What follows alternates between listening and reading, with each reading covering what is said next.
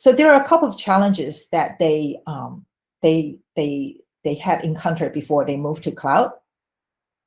The first challenge that they have is their hundreds terabyte Teradata environment could not handle the growing customer and also the inventory and also the past streaming data, and the performance had peaked. So as the result, the retailer could not meet the rising demand for real-time analytics. That's the first challenge. The second challenge that they had faced was the retailers spent 9 months building out a 4-year capacity expansion plan, which was used up in just 2 years on-prem. The painful renewal licensing cost and fragmented insights across their past data, inventory data, and order data hurts the retailer's agility and ability to gain holistic customer insights. And that's the second challenge they faced. The third challenge they faced was the data access was also a huge issue because only certain teams had restricted access to data. And remember, I mentioned before, the data is siloed. So that prevents collaboration and data sharing to create data-driven insights. These challenges continue with no end in sight, and not even mentioning about the cost that you can imagine. So they turn to us for the big data BigQuery solution to help solve their need. So when they moved to BigQuery, they had hundreds terabytes in an on-prem data warehouse, the Teradata. So when they have finished their migration to BigQuery, they have got tens of petabytes. So huge amount of data, and it's not just something that is new. This data was always coming in, right? Think about the retailer company, and this is actually one of the biggest retailers companies in US. But the data is always coming in, but they were constrained by the environment that they were working in, as I mentioned before. So typically, the archiving maintenance or just, deleting some of the data just to keep the lights on and keep the business going. So when you go to cloud, you remove a lot of these constraints. You can scale up the storage amount virtually infinitely. You can scale up the computer amounts to tens or even hundreds of thousands of CPU cores. And I'll explain to you why we can do that in BigQuery. And so the customer's big data team is rather proud of the fact that a query that used to take them 8 hours to run in Teradata now only takes them about 5 minutes in BigQuery. That's 90 times faster. Think about that. And they now have 50 times more data in BigQuery than they ever did in Teradata. So later on, in a short demo, I'll show you how fast we can get query results for a 1.1 petabyte data set in less than a minute.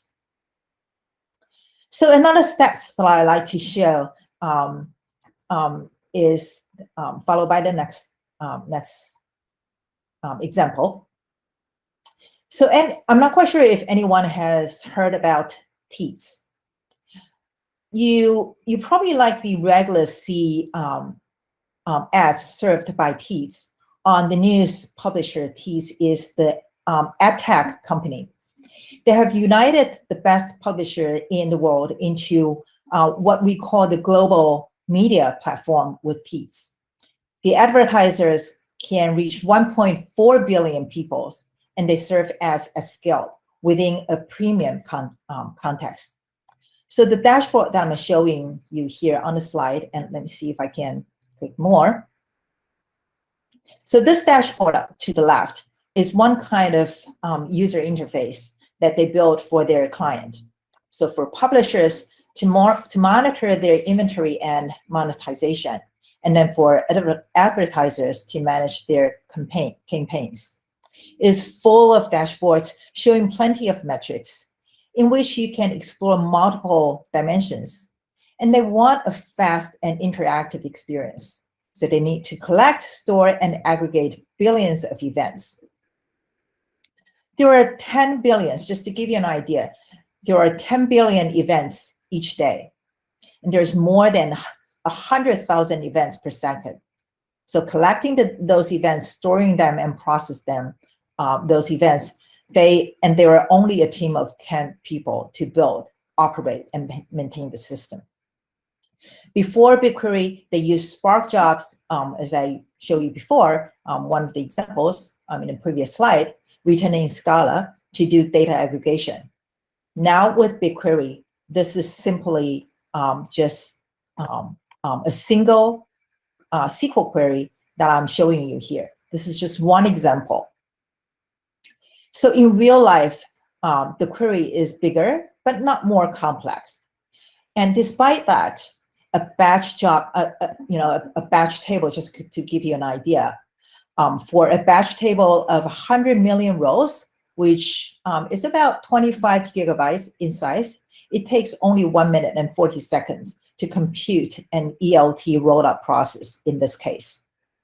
So this enabled them to build products and features they were not able to do it before when they were using Hadoop and Scala and Spark.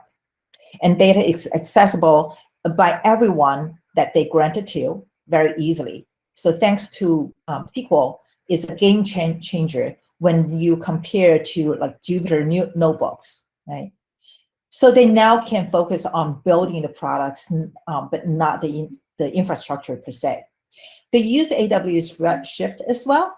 Just to give you an idea, they spent more than more time operating hundreds of gigabytes on Redshift than they do now for hundreds of terabytes on BigQuery. And we recently studied there is a study from ESG that says using BigQuery gives you significant saving over on other on-premise data warehouse. The ESG reports highlights the total economic advantages of BigQuery over the legacy data warehouse. Organization could reduce its overall 3-year cost by 52% by using BigQuery versus upgrading to an on-premises legacy data warehouse. Organization could reduce its overall 3-year cost by 41% by using the BigQuery versus migrating to AWS. And just to give you a sense of what's possible with this tool, here are some fun stats for BigQuery.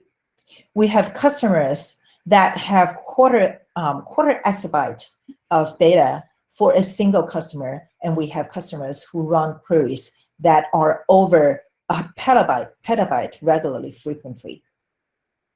And so let me just show you, let me just turn quickly to a quick demo, just to give you an idea how quickly we can query a petabyte data set. Can people see this web console? Can, no problem. Okay, so what I'm showing you here is a Google Cloud Platform console. When you log into the Cloud Console, this is something you will see. And what you will do is you can click this hamburger bar, and then you can come to the BigQuery, which I can show you. Let me see. That's here. And you will go to the SQL workspace.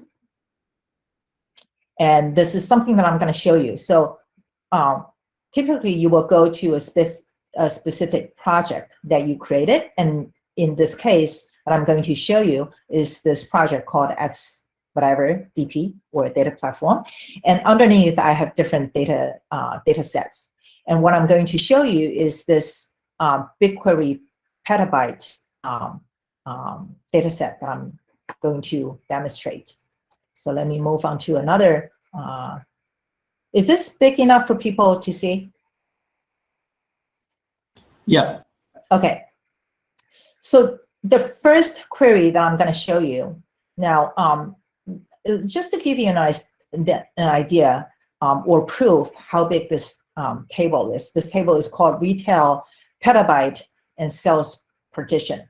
this table worth of 1.1 petabyte, as you can see here. Right? So when you select star, when you try to select all the data from this table, and you only wanted to find the data with the sales order key equals to so and so, right? As shown in the query in the window here. This query, I'm not going to run that, which I just ran this morning, took 7 minutes 21 seconds, and this data set sits in US, but if you run this in US, it will take you about 4 to 5 minutes, right? And so what you can do is another thing I wanted to show you is this is a query that I saved previously, and then when you call this query, let me just show you one thing. When you log on to this web console, if you can see under my project, you can see the saved queries that I saved previously, and then you can do the same thing. Like for example, for this demo, I saved a couple of demo queries that I can show you here, and this is the first query that I just clicked.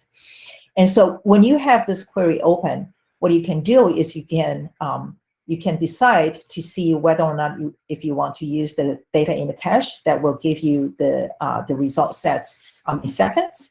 But you can also choose not to use the cache result so that you know the exact time, the real time that you need to run this query. So again, I'm not going to show you how long this query will take. Just take my words because I just ran it this morning. It took me 7 minutes to run to go across this 1.1 petabyte. Now, if you run the query again, which I'm going to show you here, and you see this query took 3 minutes 19 seconds across 1.5 terabyte process.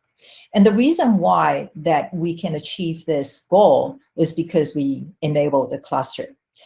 We are still looking or querying this 1.1 petabyte data sets, but with the clustering, you only access 1.5 terabytes of data. And even with the 1.5 terabytes with BigQuery, you can select all the data with the customer key in this query that I show you here, with the result returned back to you within 3 minutes.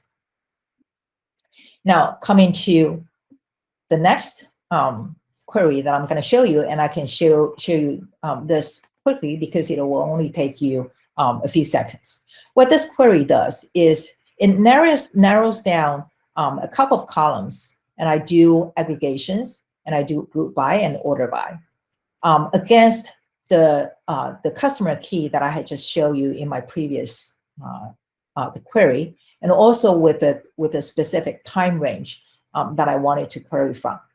So if I don't want to use the cache, because with the cache, you will get the data returned very quickly, which I can show you a little later. So you will go to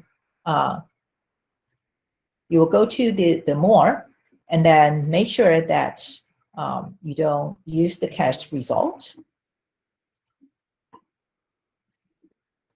And then you just click run.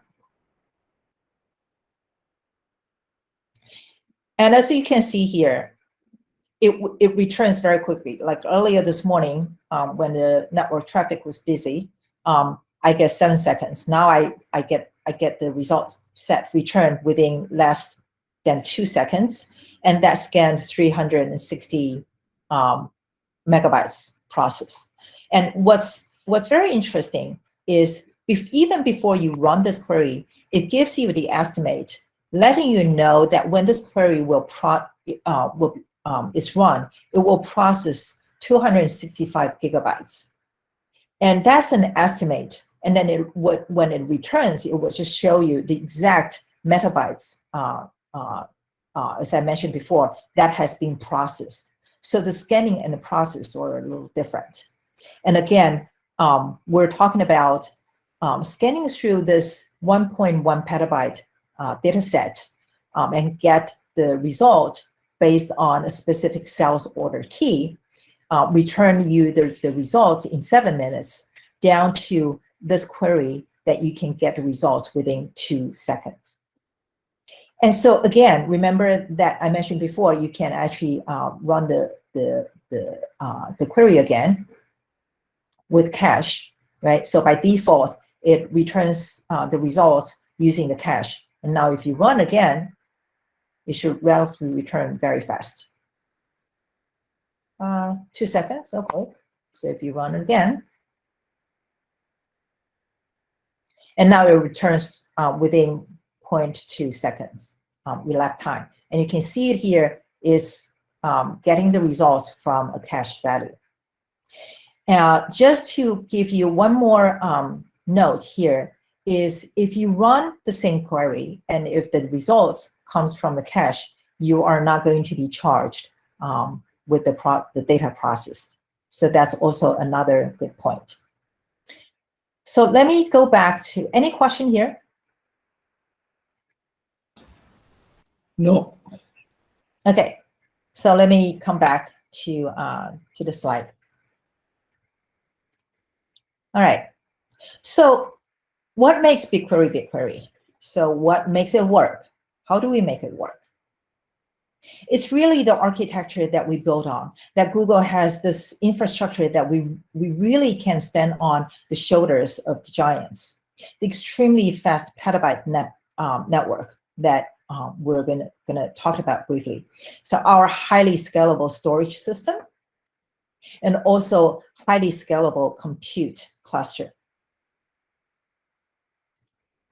So Google's network is the core at the way we think about compute and storage today. Where in the past, compute and storage were close together on the same VM. With, for example, the network innovation like Jupyter that I'm showing here. We call the way that we call our network system is the Jupyter. A switch you find in all our dozens of data centers. You can then decouple the compute and storage, allowing for more flexible use of your resource.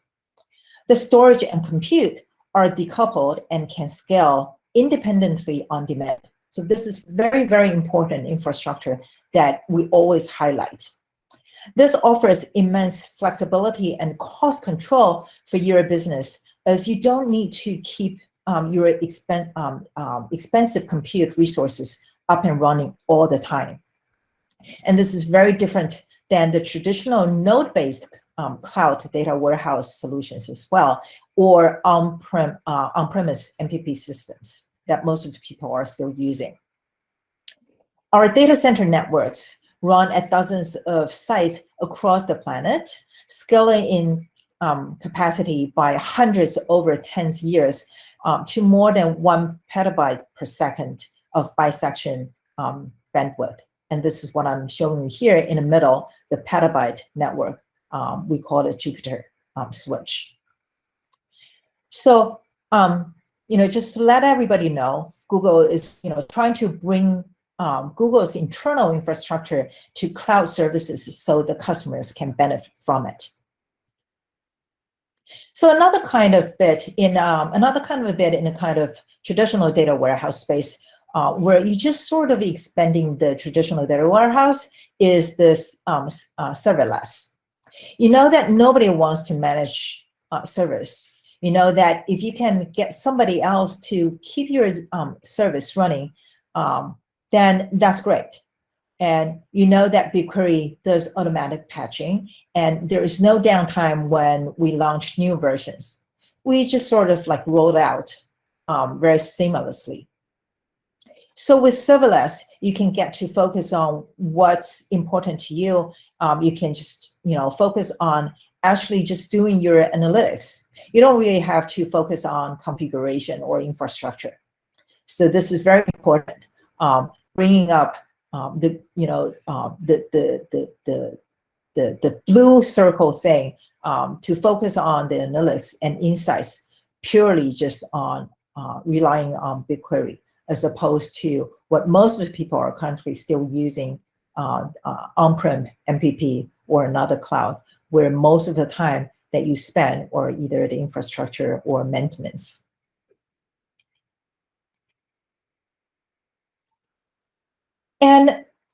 Some of the secret sauce of BigQuery sits in between its storage and compute layers, as I mentioned before, in its in-memory shuffle.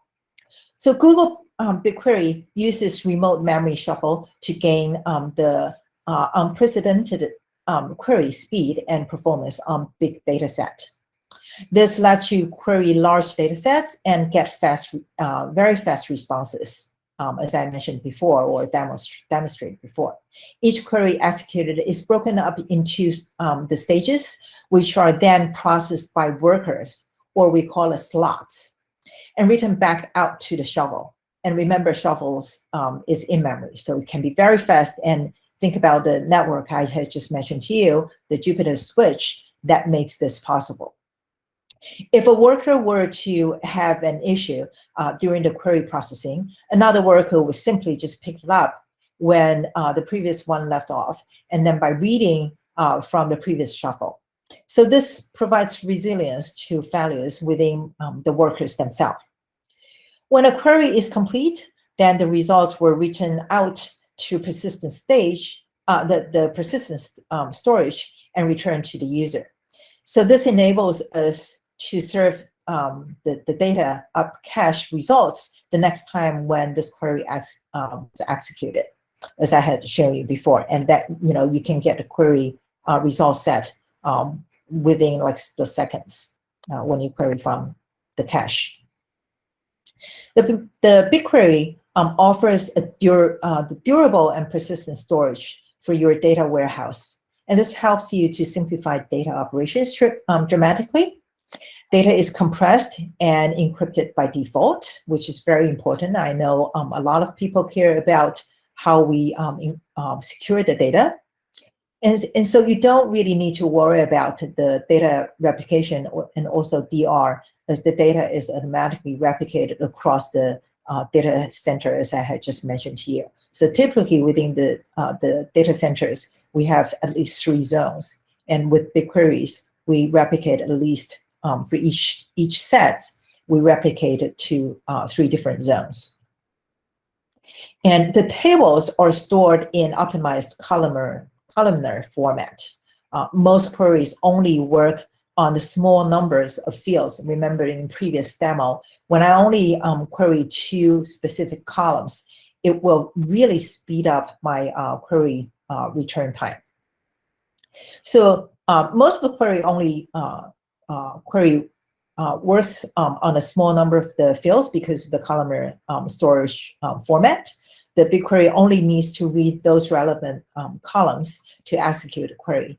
And since each column has the data in the same type or same format or same data type, BigQuery could compress the column data in a much more effectively. Replication to data in 3 times also helps in finding the optimal compute nodes to do the filtering and mixing very fast, as I mentioned before, in terms of the in-memory shuffling in the previous slide. And you can also stream or append the data easily into BigQuery tables, but not changing the existing data within the BigQueries. So gone are the days when your DBA calls you up telling you, hey, delete some data or have the archival strategy. So what properties that empower BigQuery to be modern and robust and also secure data warehouse analytics platform? So when we look at why we have seen many customers deciding to move their data to BigQuery, is because BigQuery solved many of those issues within their traditional data warehouse. And just to name a couple of them. So including complex ETL process, the data is restricted to only a few users to access, data is siloed, and you also need to optimize for the legacy business insight tools. You optimize for batch data.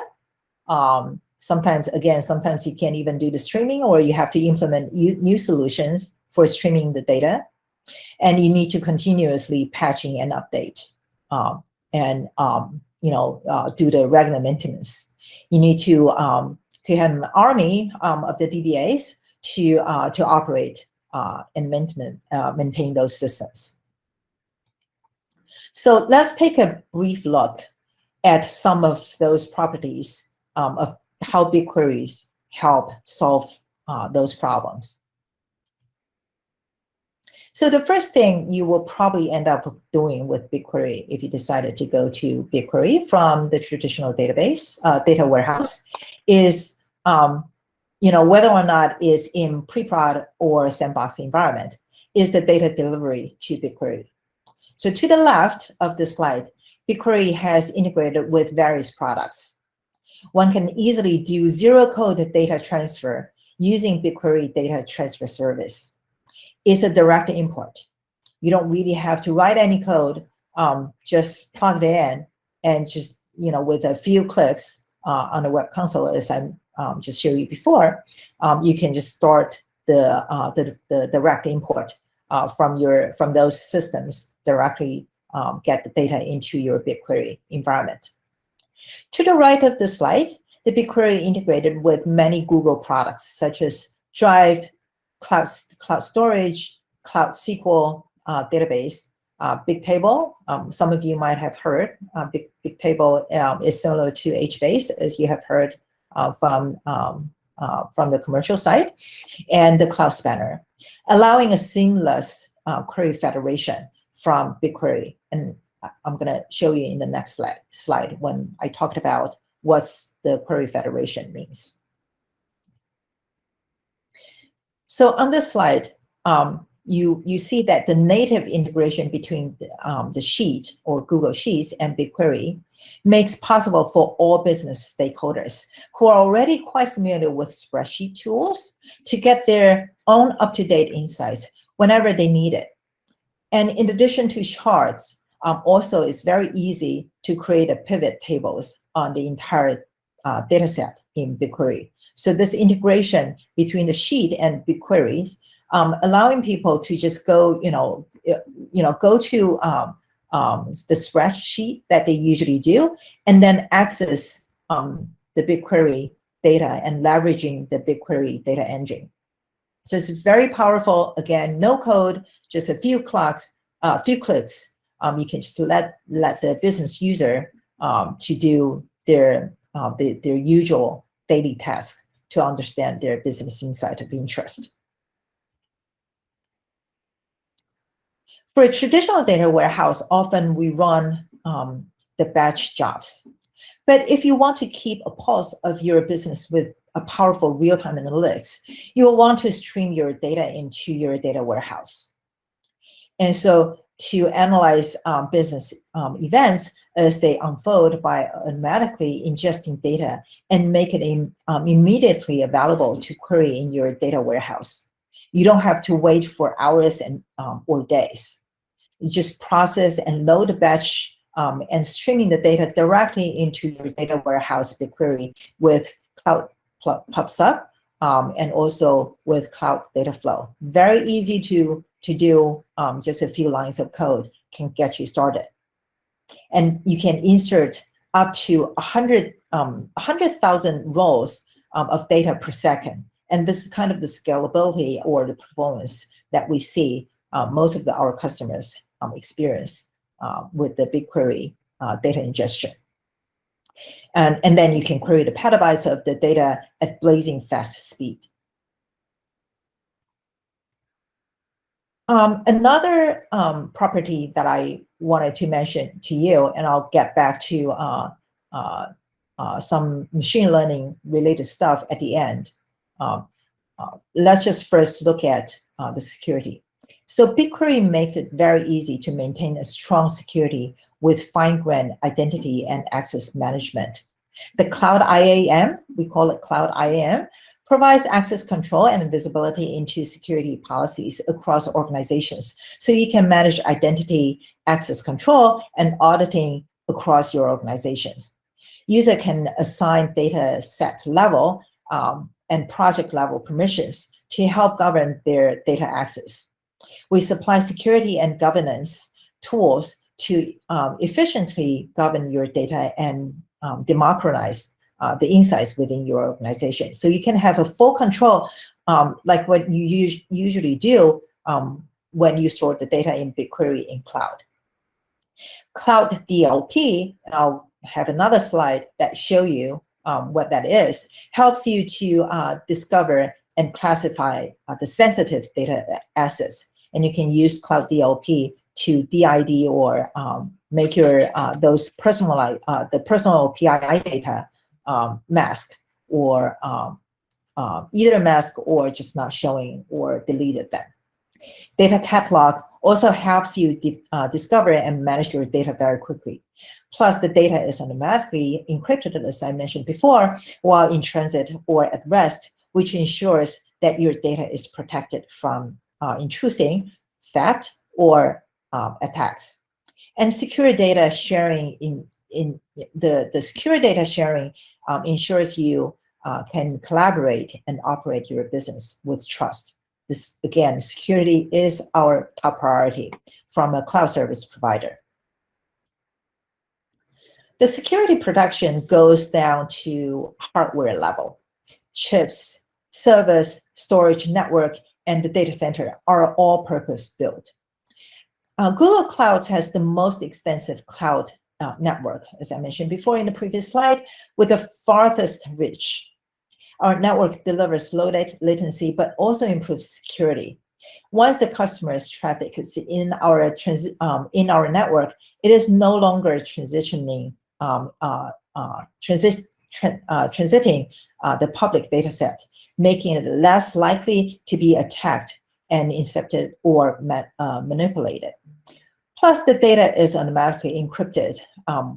Again, I mentioned this over and over again when the data is in transit or at rest, which ensure that your data is protected from intrusion. Only 59% of enterprise companies have even implemented an enterprise-wide encryption strategy.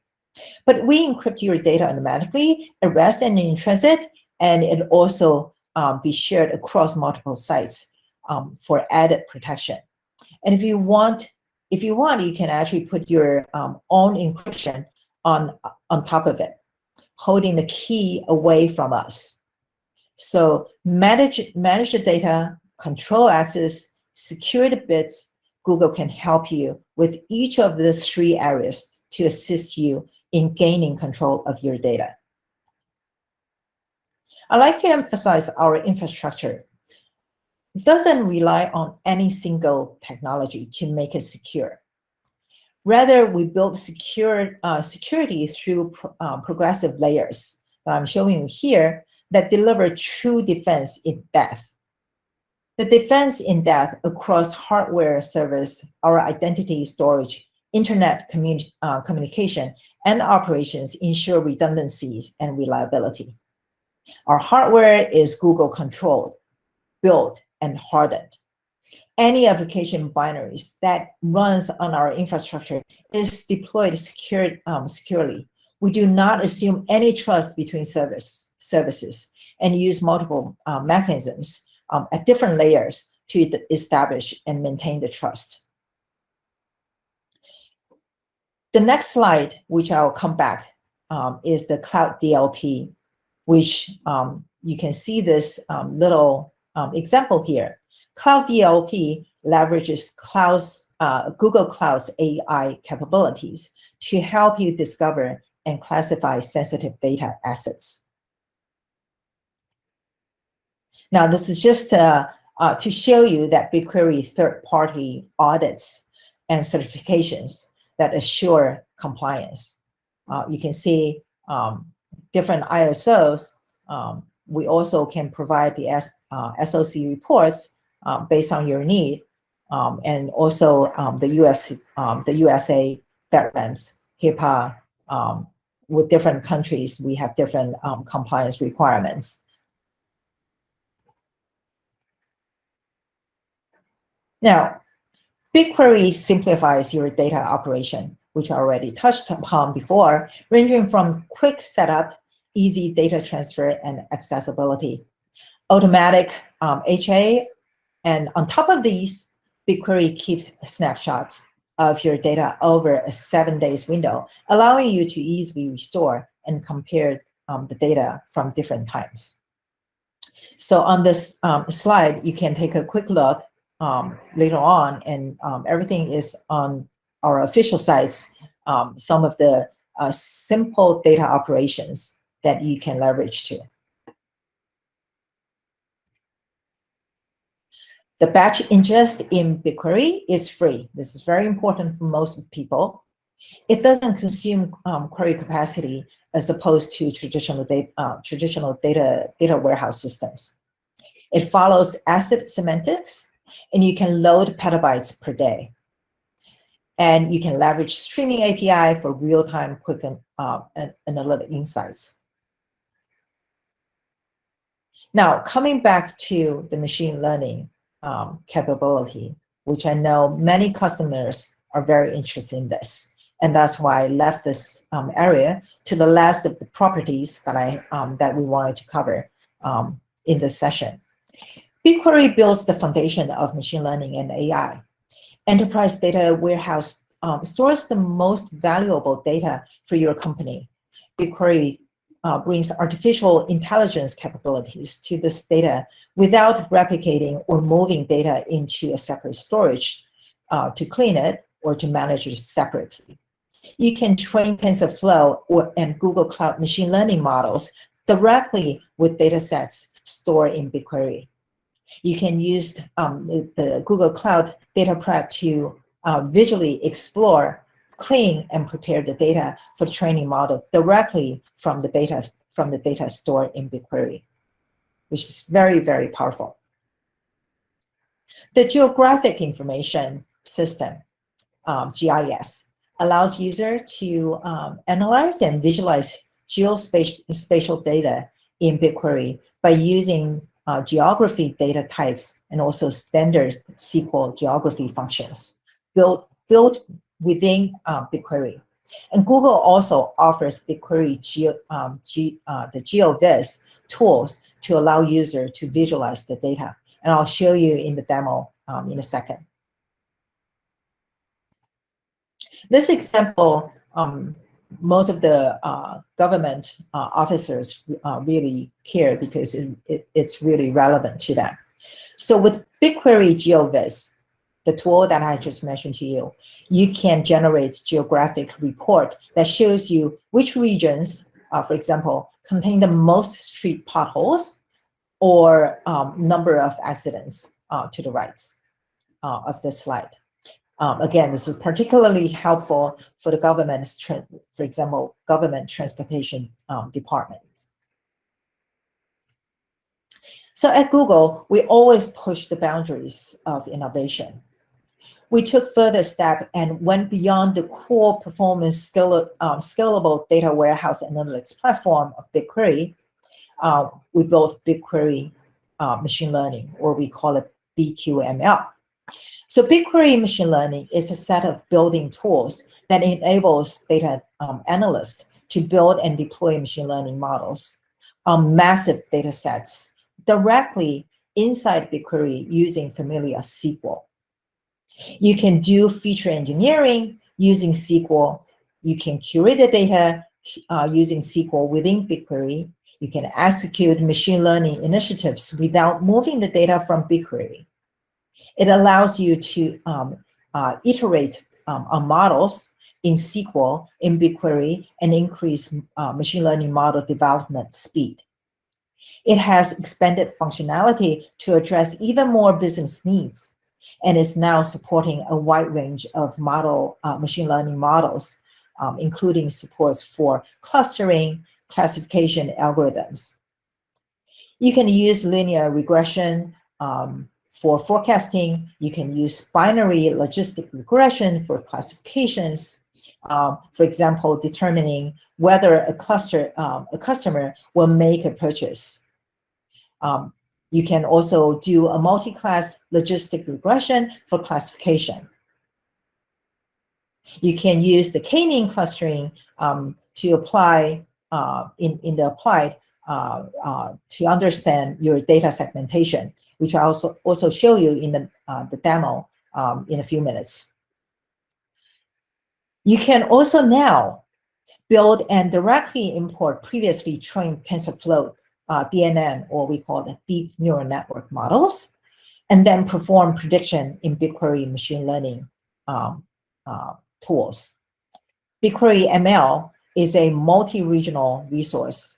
BigQuery supports the same regions as BigQuery, so you can consider data co-local if that is very important to you from a government perspective. So next, let me just give you a few demos so that you understand what I'm talking about in terms of the BigQuery machine learning capability and also GIS. Can people see my my window about Geovis? I hope everybody is still awake. Yeah, we can see that. Yeah. First of all, any question? Or we can leave the question toward the end. Yeah, we can pick up the question later. Sure. Okay. So what I'm showing you here is the Geovis tool that I had just mentioned about a minute ago. When you log onto the site, what you will see is you will be asked for a project ID here, which in this case, I'm using my project ID. And I'll run a query to understand in New York City, which site, within New York City, there are many bicycle sites that people can rent and the bicycles and cruise around the city. So what I wanted to know is at the moment, which sites that has the number of bikes available, which are over 30 in terms of the quantity. So this query is very simple and is connecting directly to BigQuery datasets. When I run it, you can actually see the data directly on this tool, and you can run the same query on BigQuery as well. Right? So let's say if you want it to run, actually is the same. So I'm not going to waste time here. It's going to be the same data type, the same result that you will see. But what's cool about is if you can see this little red dots here is very, it's kind of invisible. This is actually the map of Manhattan or New York City, one of the islands of the New York City. New York City has 5 bureaus, and Manhattan is one of the bureaus. And those little dots, red dots that are kind of invisible here or hard to see are the results that shows you the number of bicycle sites that currently has more than 30 bicycles available. And then what you can do here is you can go to the style sites and you can do the filter. So for example, I wanted to say for the filter color, I wanted to make a different color here. Then I wanted to choose the fill opacity to 0.5. And then I also wanted to make the circle bigger.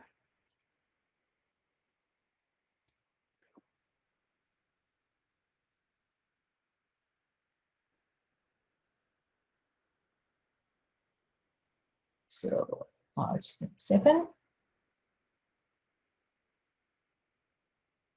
So I wanted to make it linear. And then I wanted to make it number accessible.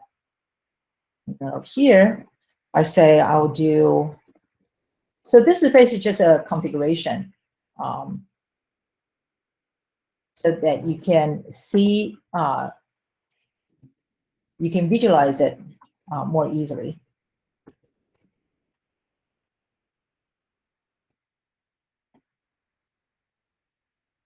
All right.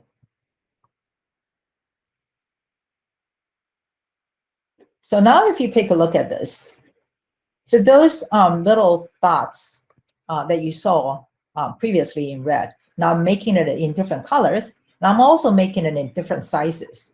For example, if you look at the data previously, I can actually I do order by the number of bytes available in descent mode. So if you look at the data, the first one that shows you the location where it contains the most, the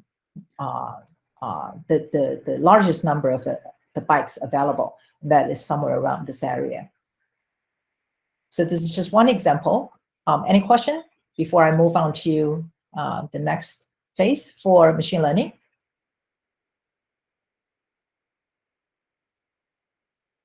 No? Okay. And so let me just move on to the next example. So remember that, so let me just go to this site before.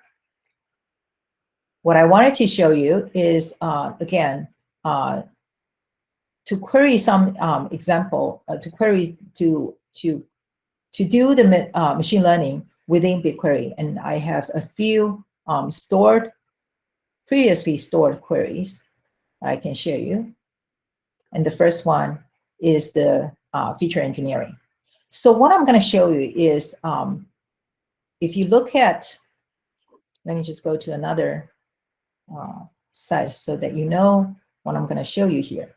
What I wanted to do is, I have previously ingested a set of gaming data.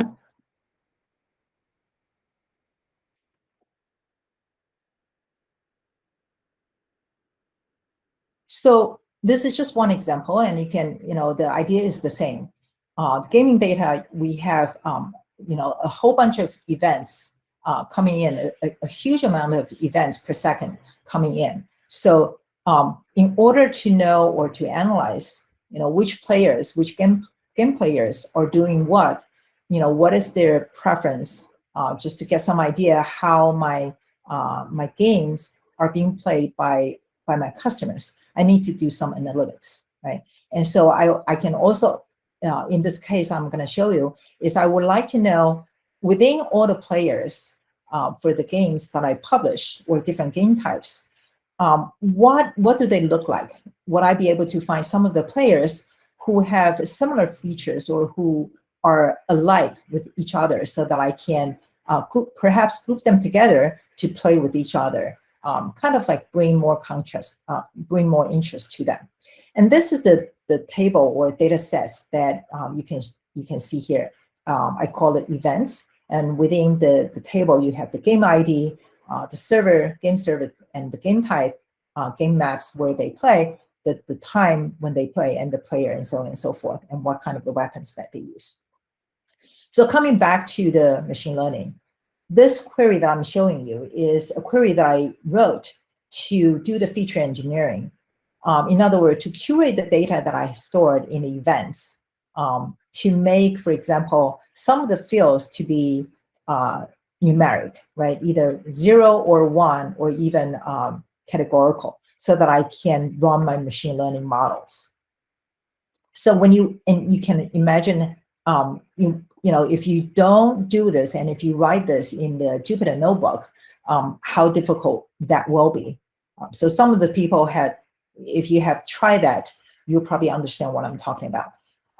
But instead of opening a Jupyter notebook, I can easily run this within BigQuery where my data is stored. So, and I just ran it, and I stored it into another table, which I called event machine learning aggregates. So basically, I just do a feature engineering just now.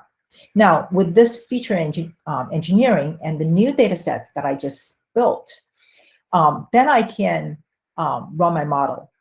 And so in Jupyter Notebook, what you would typically do is you will import the machine learning libraries, the different machine learning models libraries.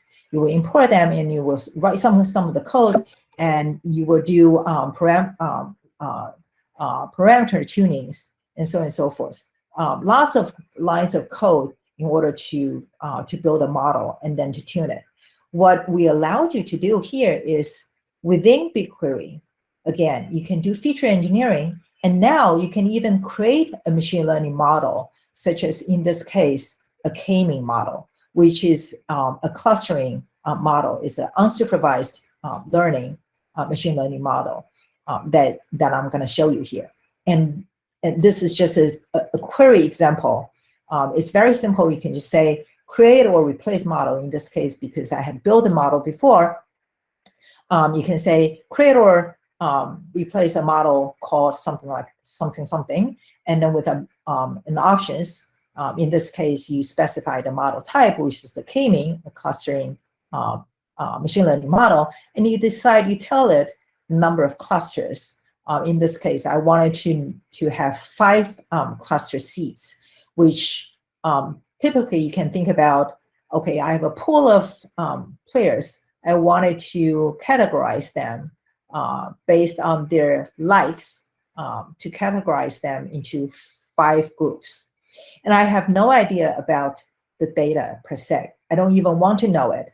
I just want the machines to learn from the data of those players, what kind of features or properties that can help categorize them into 5 different groups, sort of just to give me some idea what the data looks like. And there are some other parameters that you can tune or you can set up here to tune your model. And then I'll select the data from the table or from the feature engineered table that I had just built. So when you run it, and right now you're actually letting the BigQuery engine, or you're actually building your own model, in this case, k-mean clustering model, directly on BigQuery. In this case, it replaced the model that I had just built this morning. And so it will also show you how long that would take.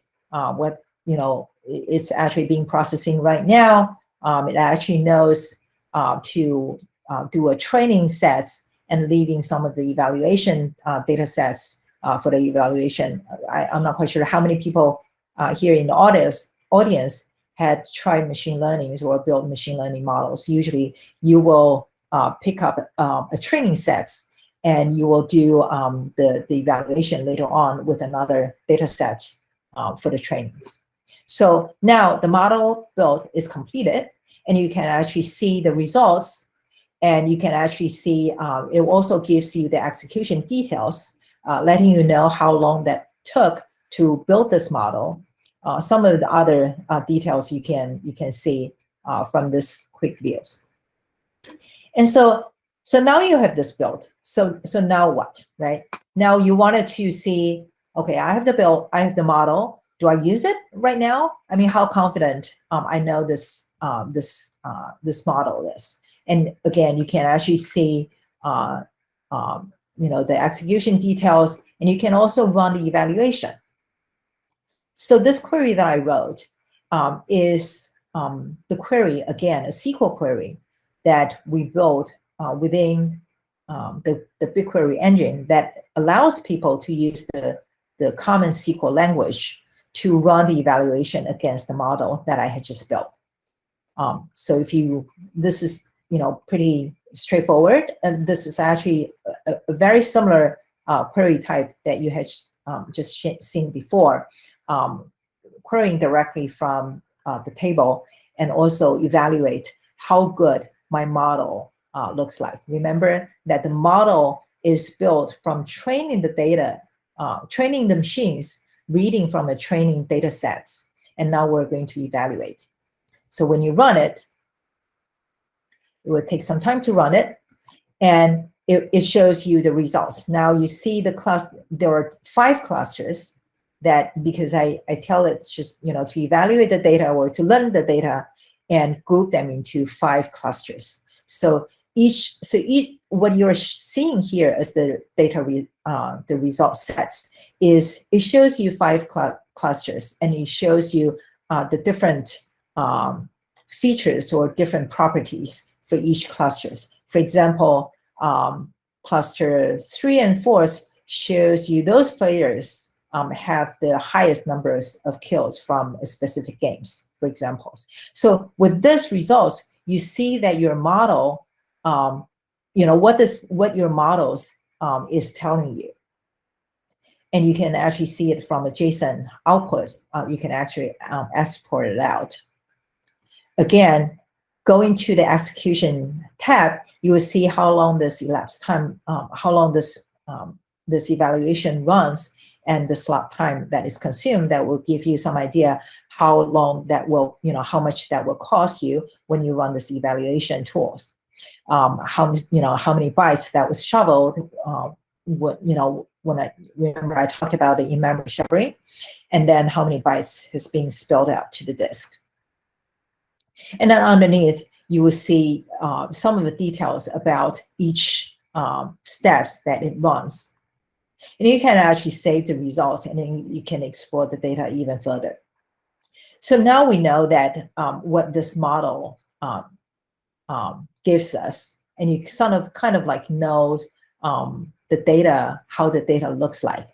Now what? Now you have the model. The reason why you built the model is you wanted to use the model to do some prediction. So that brings me to show you that, okay, I have the model. Now I wanted to do the prediction. The typical thing that people will do in the Jupyter Notebook. And you can do that using the SQL code as well. So in this example, then I will say, I will create or replace a table called something events machine learning clusters, and I will run a prediction. And the syntax is very simple. From selecting something from the nested centrics, the centrals, or the clusters that I mentioned before, from the machine learning dot, which is a data set, to predict using the model called k-means model, and then select star from the events machine aggregates.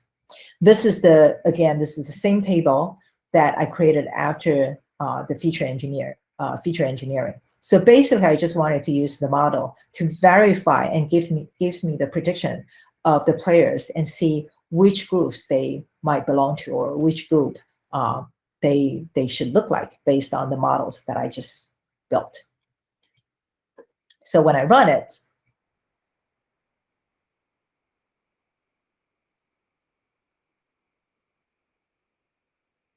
so now this is done.